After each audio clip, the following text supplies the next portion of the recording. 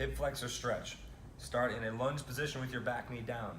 Then you're gonna push the hips forward and keep your torso upright. All right, push as far as you can. You should feel stretch across the front of the hip here. All right, specifically, try to keep your pelvis neutral and your lower back upright. Okay, if we do this and then just keep your chest up, we're not getting the right stretch. Okay, so we're trying to keep the pelvis neutral and not tilt forward, and your lower back upright. Push forward, and you get a real good stretch here.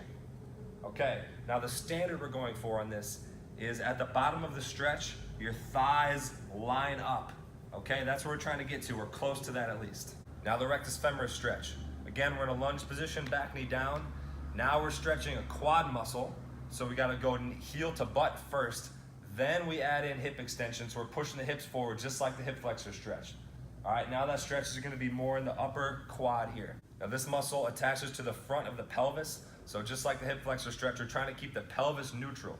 Okay, if we lose that and go here, then we lose the stretch. Now the standard we're trying to get to here is you got your heel to your butt, plus you achieve at least some hyperextension at the hip, meaning your thigh is behind your torso.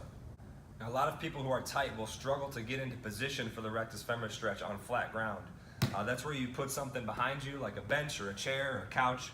You put your foot up on there, and then that's gonna help you get into the stretch better and stay balanced while doing it.